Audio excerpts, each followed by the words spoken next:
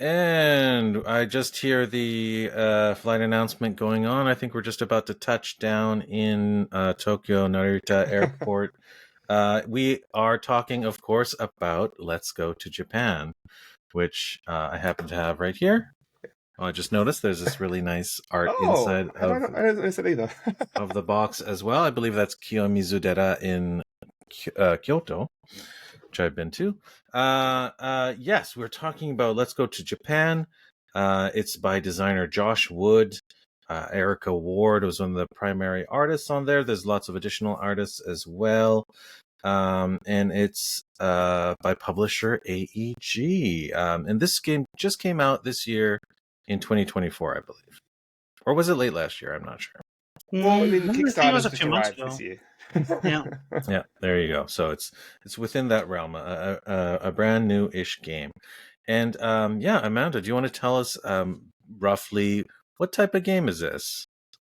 Sure. So, Let's Go to Japan is a game about planning a trip to Japan. You're going to have a board with the 6 days that your trip is going to last, and on each of those trips, you're going to assign cards with which represent different activities that you're going to do on your trip.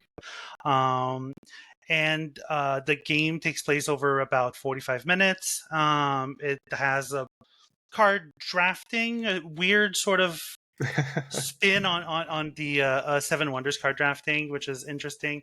And so the cards are going to have three important aspects. One of them is that the cards are either going to be for Tokyo or Kyoto.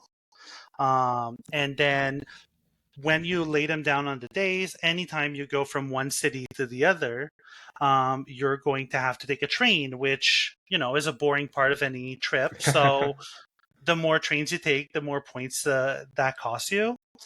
Then the cards are also going to give you icons, which some of the icons are the types of activity you do, which are Like going and food or getting shrines. food, nature, talking to people, which is an activity on its own. And then also at the bottom, every day you're going to finish the day with the highlight of the day. So every card has a highlight potentially at the bottom of the card, but only one card per day is going to trigger its highlight, which is an extra scoring condition that you're going to do. And so the game is a lot of drafting and of placing stuff, and then an extra stage at the end where we go through our trip and score it.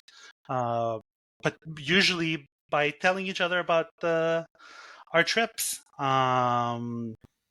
And recapping all of that and scoring it as we go, which I would say takes about half of the time of the that the game lasts. Half of the 45 minutes is just recapping your trips. Yeah, there's this big feeling of sort of programming and executing the trip. Like Yeah, going on the trip is actually only at the very end of the game, and like you're executing what you've sort of created over the course of it. And the game does actually encourage you to narrate what you're doing thematically and talk everyone through your day and describe what you're doing and where you're going, which is a nice touch.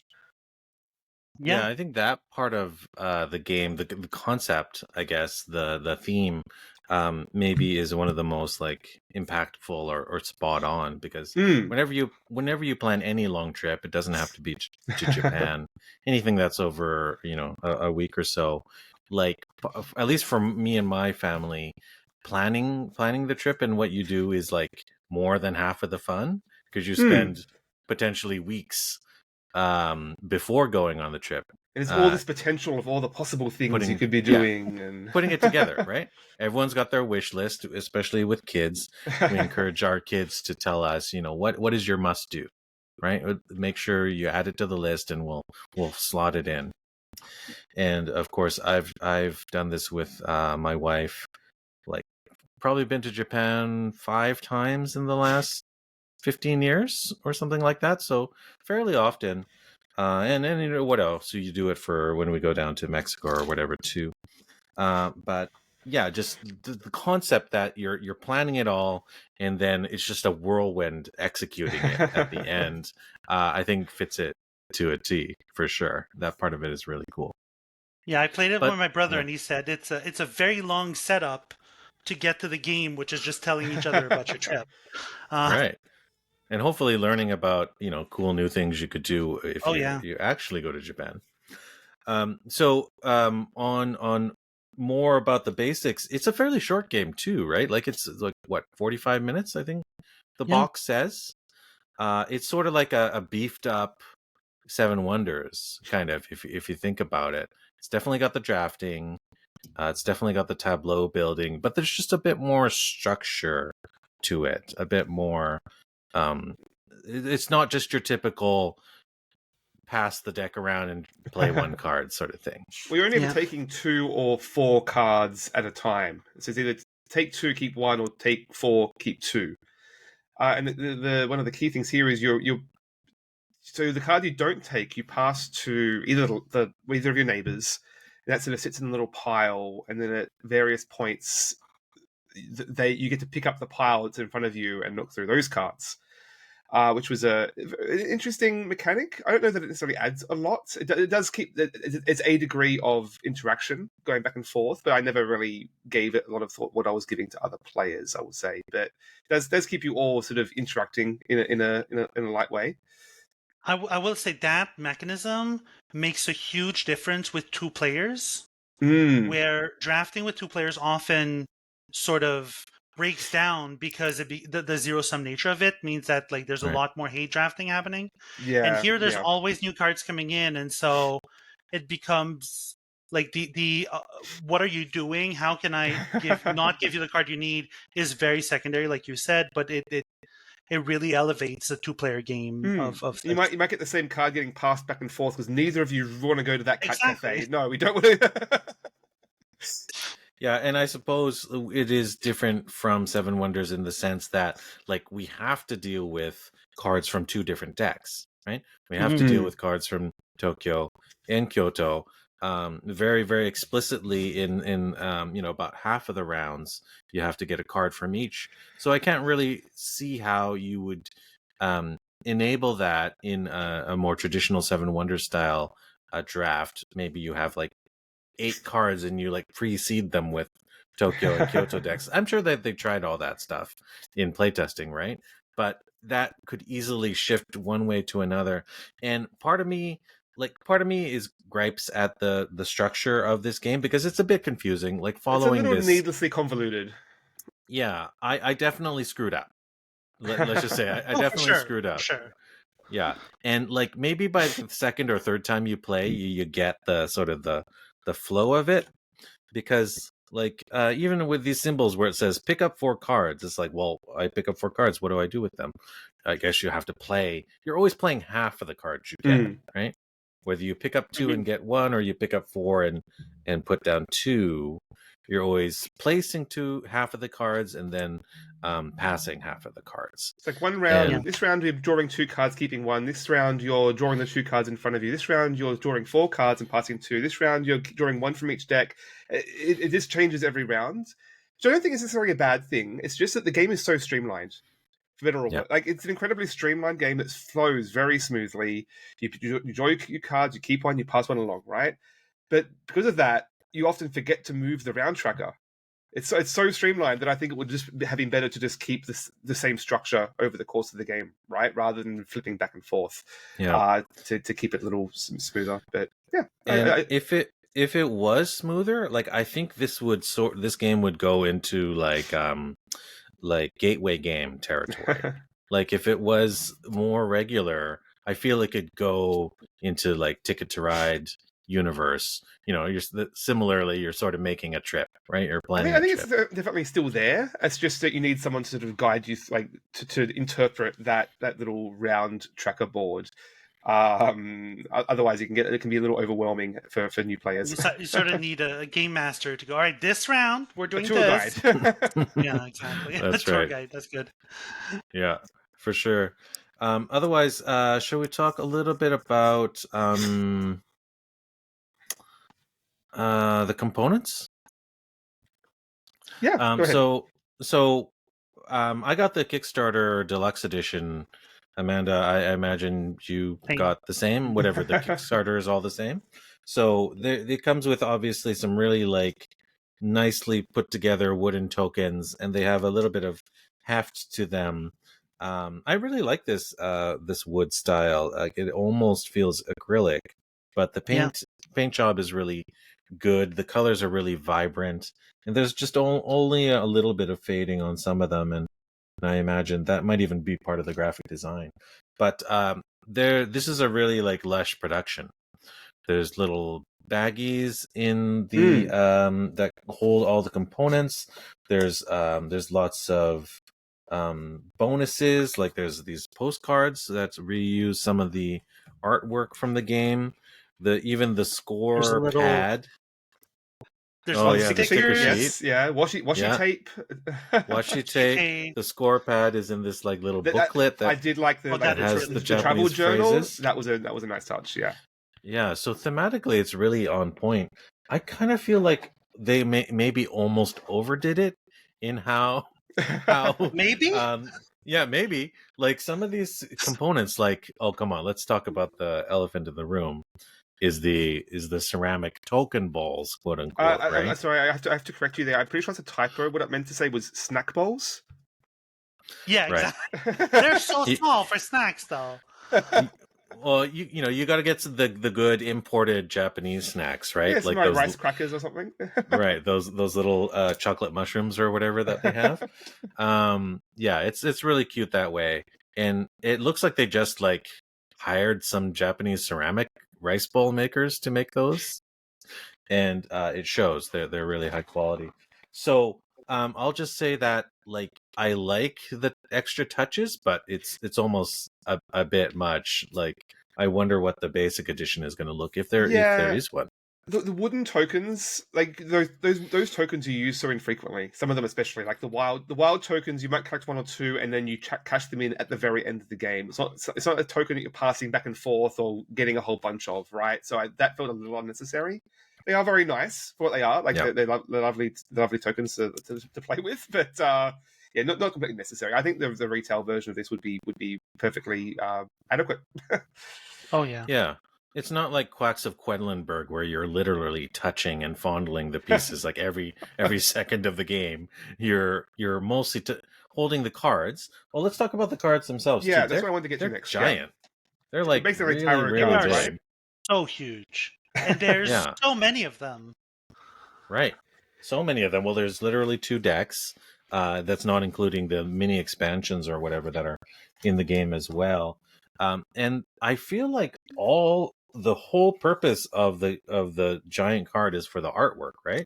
Which is nice. Information, yeah. There's a lot of flavor text in there too. Because I was looking through some of the designer notes, the designer diaries, and Josh had said that this originally was designed as a roll and write game, but it was shifted to a card based game, largely so you could have all that information on the cards and like give more flavor and the pictures and everything.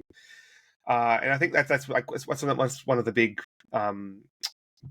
benefits to this game is like there is so much flavor. Every one of these, I mean, they're not all unique. There are a couple of duplicates, but there is a lot of variety in there regardless. So they've all got these beautiful sort of almost like watercolory illustrations from a variety of artists. You've got a bit of flavor text there, like including some like pronunciation guides. And which helps me personally. So a lot of information there to sort of draw you into that world. I think that part of it is really well done. I was a little bit because my heritage is Japanese, and my wife and my family visit Japan so often that I was a little bit concerned that the artwork could go one of 2 ways, right? It could be really good or it could be really kind of sort of cringe. But it seems like the artwork, although very like stereotypical, is pretty darn well done, and I think most of it is quite respectful. Like there's not too much over the top stuff. And some of it's just like highly researched, very effective representations of real things you can go and visit. Sort of the highlights of Tokyo and Kyoto, certainly in Japan. And they have like a little, like maybe like magic cards worth of flavor text on each. So not very deep, Yeah. but it's nice, right? Someone took a real effort to research this material, and it shows. And you really leave the game wanting to go to Japan. Oh, Like absolutely. it's I need to go to undeniable. there. Yeah, I would say Yeah. I was a little concerned when I first saw this game on Kickstarter. The board gaming hobby doesn't have a great history with sort of cultural tourism and Orientalism and sort of othering these sorts of themes. I mean, I was curious. I wanted to get your perspective, Mark, and from my perspective, it does definitely seem like a very respectful, well researched, culturally sensitive depiction. Yeah, I think I would say, I mean, I'm not the owner, I'm not the sole owner of this topic or whatever, but, I guess this one consideration is that this is like literally for tourists, right? This is Yes. for non-Japanese people. So that's a perspective, right? And so it totally makes sense that a non-Japanese person would produce a game like this, because maybe a Japanese person from Japan couldn't produce it because they wouldn't have the sort of lens of being External perspective, from the outside. Right. So that part of it is really well done. But like some of the touches they could have done was, I'm looking at sort of the, on the box art, like the side, what typically happens is when this sort of artwork of backdrops of Japan gets put up on things like an episode of Simpsons or whatnot, is like all the foreign signs or whatever that have Japanese writing on those are all like jokes. Those are just like in jokes or strangely translated things in the background, or like cyberpunk, right? Like Cyberpunk 2077. Yeah, Like, that's a bad example of Orientalism in pop culture, yeah, I guess. it's super cringe. But all the stuff in the backgrounds of these cards are just like just writing. It's just like it's just saying, hey, here's a tea house, and here's like a shop, and here's a record store, It's all and very whatever. grounded. Yeah, so they don't take the bait. They don't do any of that hyper cringy stuff. It just seems like really kind of respectful and on point. Excellent. Cool. So one thing I want to talk about was one mechanic here is the go for a walk. So Good one. you're drafting cards. But say you take 2 cards and you're gonna keep one, pass it along. Oh, you've got a cat too. There you go. Cat club. Excuse me. So instead of putting that card into your tableau, you can instead choose to go for a walk, which is you basically discard that card and then draw a different card face down and place it face down into your itinerary. And you don't actually get to know what it is. Like it's in Kyoto or Tokyo, but it's only at the very end of the game when you're executing your trip that you get to flip it over and discover what it is and whether you're going to keep it with which side you're going to keep it on, basically, because you can keep it on the go for a walk side, which is a couple of points guaranteed, or you might get some other points on the other side. And that adds a bit of flexibility to like get to your points and your combos, obviously. But I think that was one of the coolest thematic touches in terms of going for a trip, leaving an opening in your itinerary. It's like, well, let's leave the afternoon free. We'll go for a wander around town. We'll see what we find, right? And that sense of discoverability, I think, came across really well just through that thematic implementation there. Yeah, it was a nice concept, and that sort of leads into another mechanic that's really important. Is there's sort of like a happiness, and then there's sort of like a stress meter. So yeah, I think you're right. It's called the mood tracker, and you can get positive on that track for a couple of reasons. Like, one of them is regaining energy or something like that, and one of them is like positive money, like you save money or something like that. And the other one is supposed to be like, this is really expensive, and that makes you feel bad, or this is really stressful and it makes you feel bad. And I like how in a lot of games they would be like, oh, this is like a binary, right? This is like a spectrum. It's like you're either happy or you're either sad. But this one lets you actually be both. You're like you're a certain degree of happiness and you're a certain degree of stress, and you can track those separately. And I thought that was a perfect encapsulation of Japan or travel or any sort of like urban travel, right? It's Yeah. like there's so much you want to do, so much cool things you're seeing, so many things that energize you, and then so many other things that are just like draining you, and you feel like a wasted pool of ooze at the end of your day because you've like walked 30 kilometers in a day or Yeah. whatnot. And like And the you good largely, sorry, go ahead. and the good moments don't erase the stress of running Exactly. around, right? Exactly. Yeah. Yeah. That was a really cool touch. Like you've got the balance. Like there's the central tracker which you're trying to balance. But if you have a particularly bad memory or a particularly good memory, that's going to leave an impact, right? Like you don't. It doesn't. A lot of having a lot of fun on the trip doesn't negate that you had that one bad experience sometimes. So that again, another fun little thematic implementation there. Yeah, and because you have to like actually advance or regress on the mood tracker like multiple times before you sort of elevate to the next tier of point gain or point loss, you actually have to be really strategic about how to sequence those mood boosts or Mm. losses, because theoretically you can have a dozen mood shifts and end up being neutral by the end of the game. Yeah. Yeah. End up gaining nothing. Or you could be really strategic and like boost it up to happiness level 20 points or whatnot, which I was able to do on one of the games, just because I managed to luck out on some multiples of those. So it's a really cool system that I'd like to explore a little bit more, I think, in that game. It can take some time to sit there and try and calculate. Well, if I'm going to bump up 2 positive and down 2 negative, and I try to time that out. It can take a bit of time to like. You can just wing it. Like I think largely the game is better when you just wing it a little bit and don't try and overthink that. But you could absolutely sit there and try and run through the execution of your trip in advance, which could, I don't know, it's a little fiddly in that sense. I think this game is best when you just lean into the theme, go with the flow, and don't overthink it too much.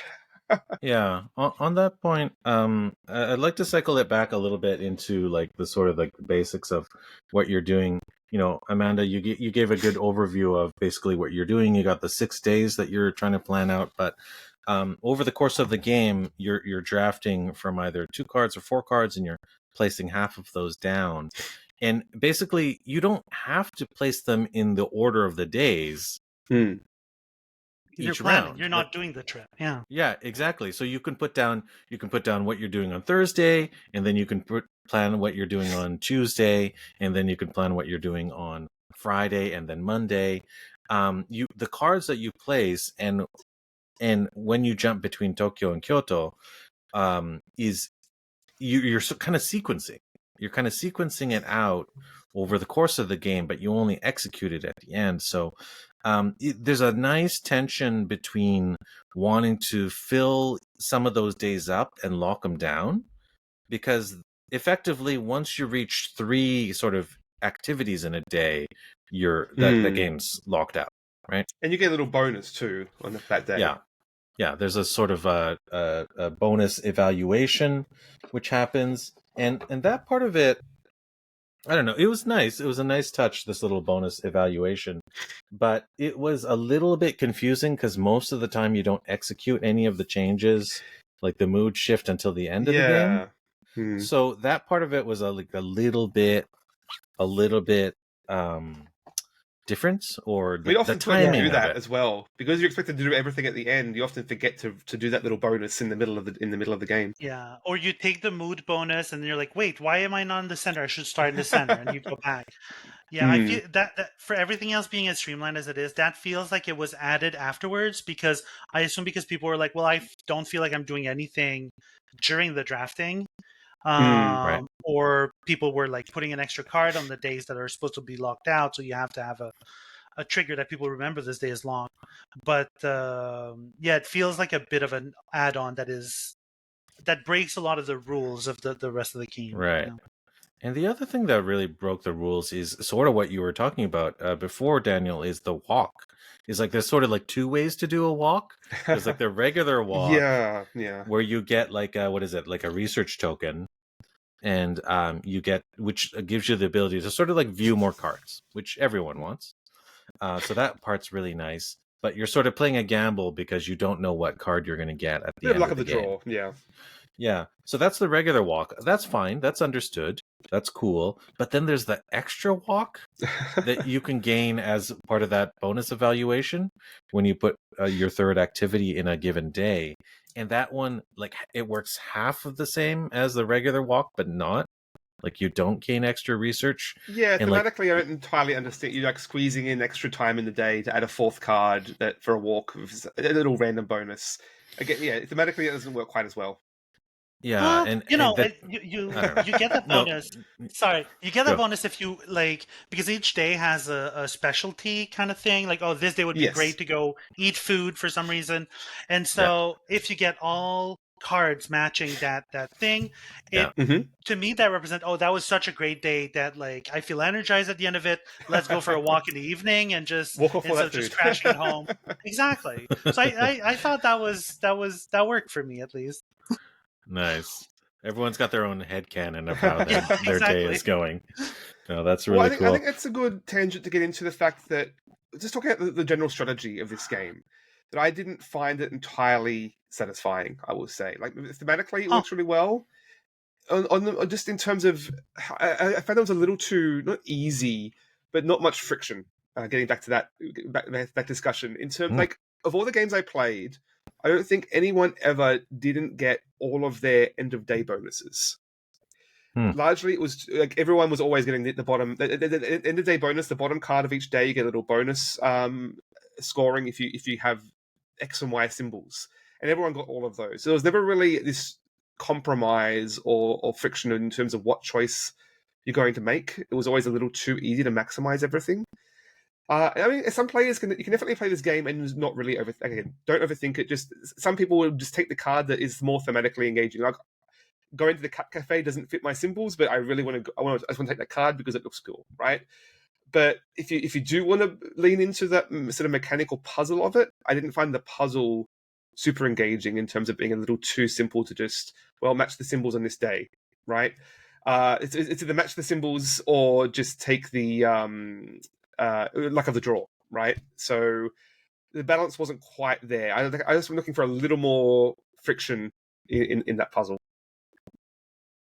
So if I may just present the exact same thing you said, but from a different perspective, Sure. I think that to me what that represents is that a game can be played at multiple different levels of engagement of strategizing. You can just say, I'm going to, like, I need to have a Tokyo part and a Kyoto part. I'm going to match the icons and leave it at that, and then see what happens with the rest. You can start calculating how many of each of each of the 5 icons for the set collection you have, because the more you have of a thing, the more points it gives you. You can start calculating how you rank the mood cards to maximize the bonuses, and you can start calculating a lot of different things how to maximize, because a lot of the highlights of the day will tell you it gives you 3 points per every X before, and so there's a lot of that, and you can decide to consider or not each of those things, which means that you can play this with someone who just considers the first level of heuristics, and you can play with someone who's really going to try to math out what everything is going to be and what else am I, and like, oh, I can see that in the pile that I'm going to draw next turn, there's 4 Kyoto cards. So I really have to be careful about that. And it really meets you where you are at, is what I found about this game. And because there's no, like in Seven Wonders, cost to playing a card, the question is this card going to help me a little or a lot? Which I agree with you is not tension. But there is a huge difference, and this card is going to give me 5 points. This card is going to give me 22. Yeah, I mean, you can treat it like that, but then it gets to the point where you're just sitting there mapping out the cards. Well, going to the sake factory gets me 4 points, but going to the cat cafe gets me 6 points. And I didn't like at that point when you're just mapping it out. That I didn't find that engaging either. So I think this game just generally works better when you're not overthinking the strategy, just leaning into it as a thematic experience, almost like a semi role playing experience in terms of narrating your trip and leaning into those thematic elements. I mean, I'm always been a big advocate for games where you forget the point is to win, right? Like Castles of Mad King Ludwig, or even Agricola, where you're like focused on building your perfect little farm, and oh, that's right, I'm like pigs give you points. I just want to collect pigs because it's cute, right? And this game can definitely lean into that side of gaming, if you can appreciate that. If I may describe what the two of you are saying from another third perspective. No, I really like this dialogue. I think you're right. Your initial point, Daniel, that this game doesn't offer a lot of friction at the start when you're starting to plan, and that's sort of good because that fits the narrative, right? It's like, of course, when you're planning a trip, anything's possible because you have unlimited budget and you have unlimited time. But once you start filling out the days, then it starts to get crunchy, right? Like by 2/3 into the number of rounds, say at the end of the second phase, out of 3, then your days are starting to fill up, and you have only so many spots. And if you are even trying to maximize things, you aren't quite sure if you're going to be able to find the right card to make the right symbol slot in, so that you could boost the bonus points for that given activity category, like dining. We didn't talk about how on the player board there's like a sort of like a tier, at which point you advance one of the categories up to a certain point, you get bonus points. Yeah. So maximizing those is another little mini game or consideration that comes in. So I thought there was actually a really nice degree of ramping tension closer to the end of the game, absolutely. And as a result, most of it is sort of light and breezy. The first 2/3 is very gentle. And I happen to play this game exclusively with kids. I played this with my oldest child, who's 12, and a couple of neighbor kids who are around. So I played exclusively with 12-year-olds and younger.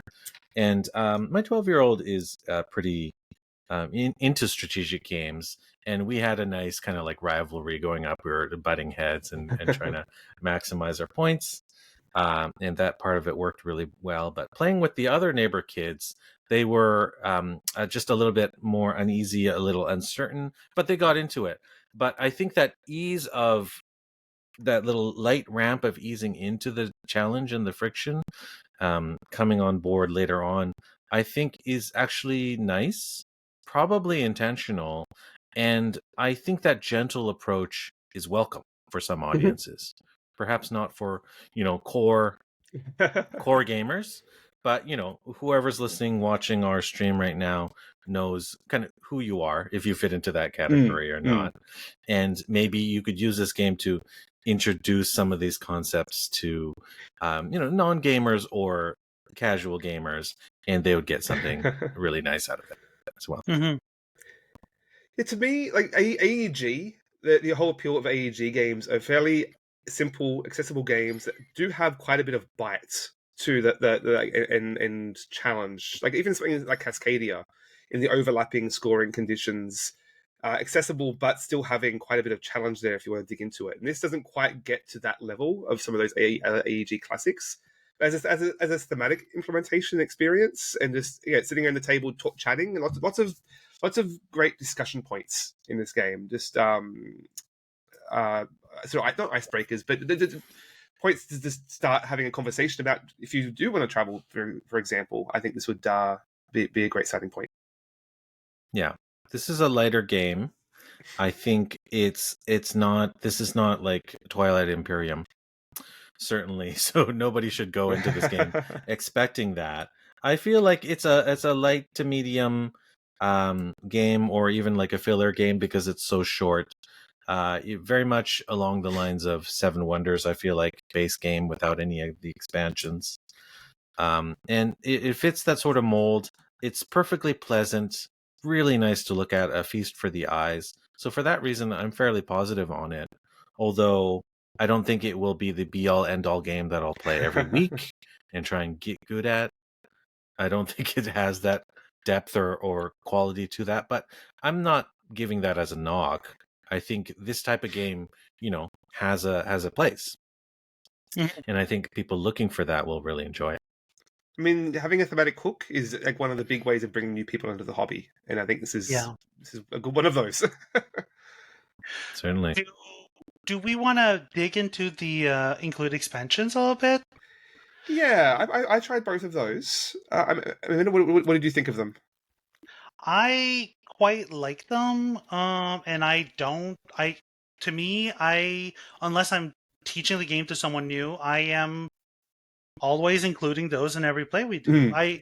To me, they solve a little bit of that. That the game gets a little bit not repetitive, but the set collection, the objectives are always the same, and they add a little bit more variety to the high level of what you're doing. Yeah, so the Yeah. base game encourages you to basically do a little bit of everything. You like really focus on those day bonuses, right? Like doing food on Monday, doing shrines on Tuesday. Whereas both of these expansions have soft encouragements to specialize a little more. Like Mark, you mentioned that those trackers, the experience trackers, you get points for like doubling down on one of those experience types. But this is the pacing of the game. I think sort of defocuses that a little bit. That's not a word. But it takes this encourages you from focusing on that part of the scoring over just doing a little bit of everything. Whereas the expansion sort of refocuses some of that bit of part of the scoring. So it doesn't go quite enough for me, but it is definitely in the right direction. So it's got the passport expansion, which adds a little bit of basically asymmetrical powers. It will give you each player a slight bonus. And then there's the day trip Sunday expansion, which will add an extra day, but there's only one card on that day, which will basically say on either side of like say it's on Tuesday. I think the one I had was like ramen and beer. Going to Sapporo, and you stick it on Tuesday, and in either side, if you've got any food tokens, you get bonus points, basically. Yeah. So again, just focusing soft encouragements for specialization. That's kind of cool. Yeah, and I actually didn't play the expansion, so you guys are informing me of this, Yeah. so that's cool to hear. So is that basically it? There's like the extra day, and what's the other of the And two expansions? passport, Yeah. which gives you asymmetric power. Yeah, I think that's pretty much it. But I find that is enough to give you a reason to play the game a little bit differently every game. Like, oh, this game I got, the last game I played, I got a card, a passport, which told me that I was extravagant, so the icon, the mood icon of something being too expensive was actually becoming a positive for me.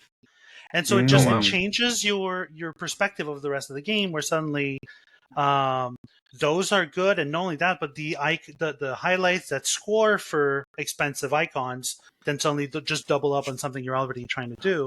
So it opens up a lot of an extra level of strategizing about it, which I quite appreciate. Yeah. You know what just came to mind recently is we covered a game not too long ago called Fit to Print, which is another also AG, also a drafting game, and also a game where you're sort of like planning for something and then executing it. And I not only are those similarities kind of sort of striking me, but I think that game I was quite. I don't know. One of the complaints I had with that game is that there's a lot of sort of like multipliers and factors to consider. There's a lot of scoring considerations. It's just like you have to keep your positive mood balanced with your negative mood, and you have to like have so many of this icon and touching that icon and this and that, and it's basically like this whole like accounting audit, IRS audit you have to do at the end of the game, and in this game it just seems like much more smooth, like balancing all those scoring conditions. I don't know. Maybe it's because it's isolated to like one day at a time.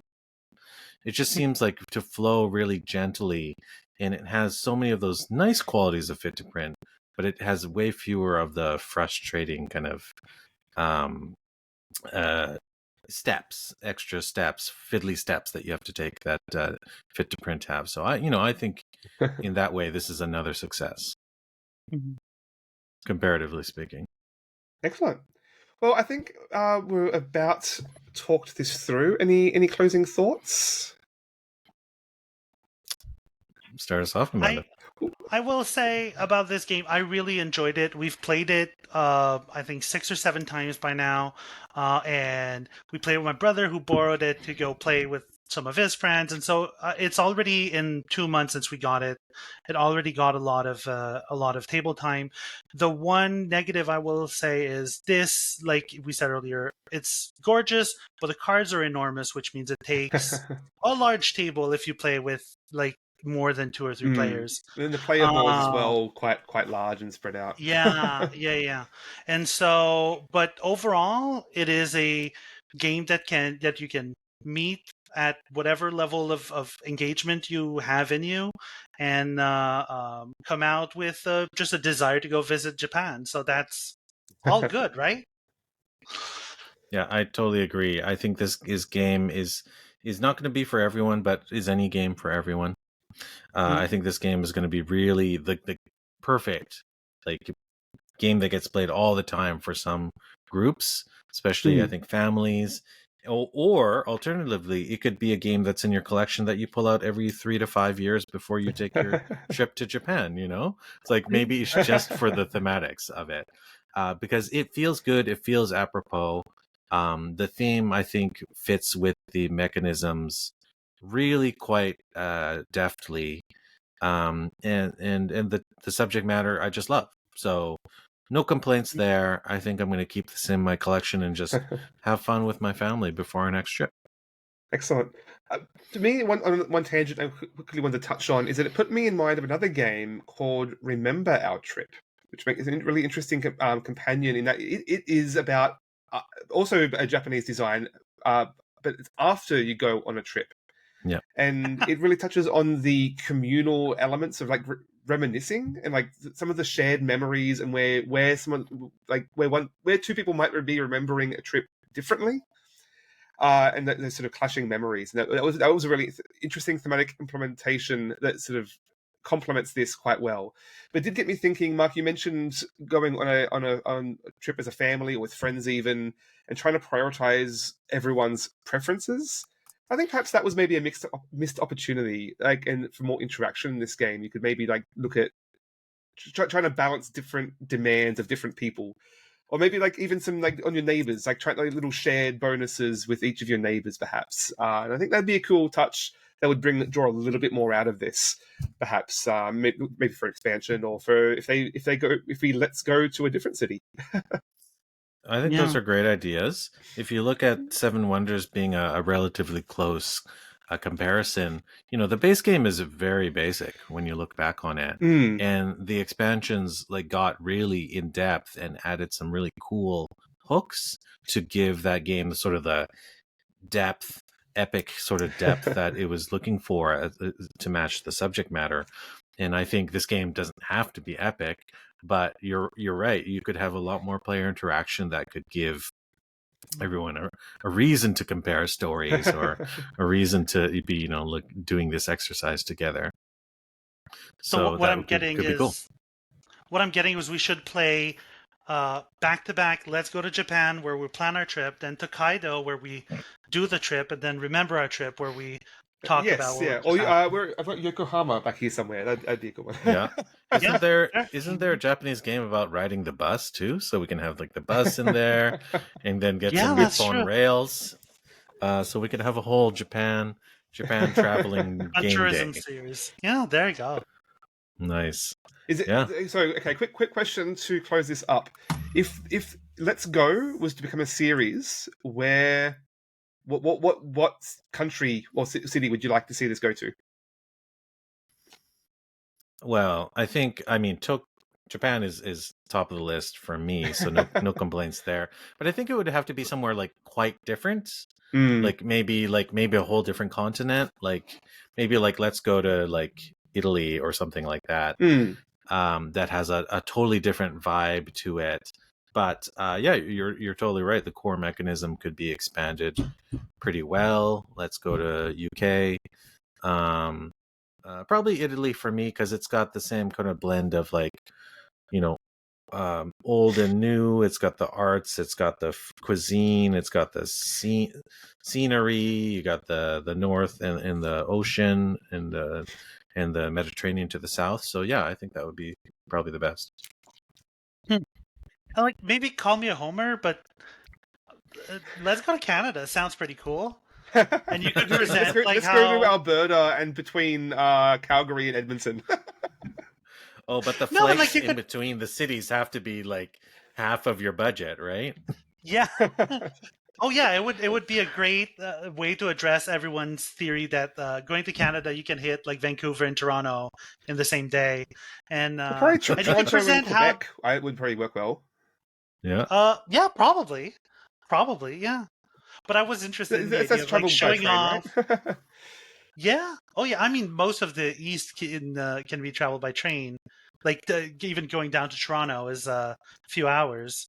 But yeah, showing off like the different kind of how Quebec has different like architecture and culture that to Toronto to Vancouver, and then there's a whole thing in the middle which is less different, but we still can go there. Personally, I think going to Australia would be fun, just because that's my personal point of reference, right? And in terms of being, oh, I know that place, Like you could We all easily play do the home Sydney and card. Melbourne or something like that, right? But other than that, I'd probably pick like, I mean, where I personally would love to go to is like Finland or Scandinavia. So maybe something that'd be a fun one. Interesting. You just play some Uwe Rosenberg games and then you're right there. Also, in addition, like there could be more expansions within Japan.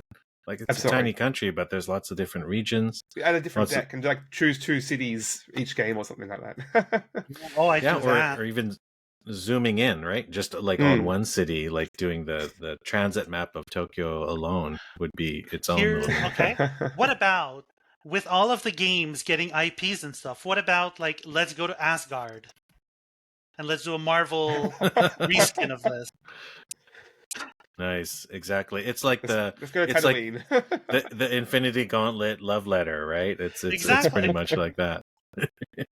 Nice, I love it.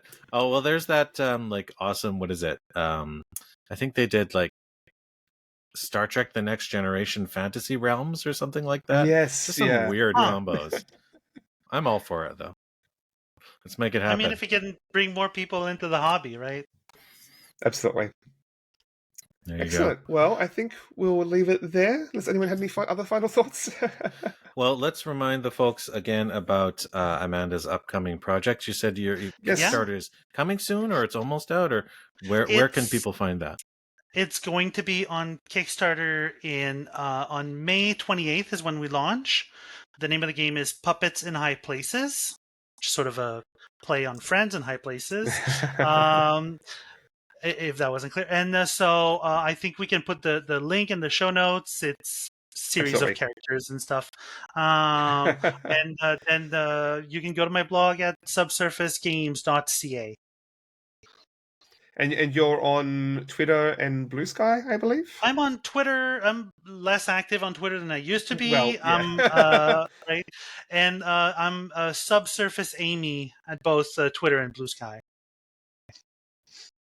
Excellent. And Mark, where can we find you? I'm not very active on the social media, but I'm lurking there. So you can find me as OmniGamerMark on Facebook and Instagram and Blue Sky as well. So those are definitely the good spots. And how about yourself, Daniel? Well, you can find me at Board Game Feast at Blue Sky, Instagram, and decreasingly Twitter. For the podcast, if you have any questions or comments on this episode or our next, you can email us at omnigamersclub@gmail.com. Yep, or visit our website at omnigamers.club. Definitely love to hear your feedback about Let's Go to Japan or any of the future games we plan to be playing. So why don't we tell the folks what is next up on the menu? Yeah, so we had a few options for next episode. I put up a little poll to see what interest there was. There's a few indie games. We might actually bounce between a couple of those. We're looking at Halibut, a new sort of point and click, sort of almost like it looks like claymation adventure game. And you mentioned earlier Botany Manor, which is a little puzzle deduction game. So of those, either of those, possibly both, we'll see when we get to that time. Double header. Interesting. Yeah. So, well, thanks so much for joining us, Amanda. Thank you for having me. It was so great to have you back. Yeah. It was a great cross-Canada discussion. Yep. And yeah, you're welcome back anytime you got some game inspiration or new projects to tell us about. Of course. I'll take you up on that. So. Well, thanks for Awesome. listening, everyone. Yeah, and until next time, have a balanced diet of gaming. Bye. Cheers. Bye.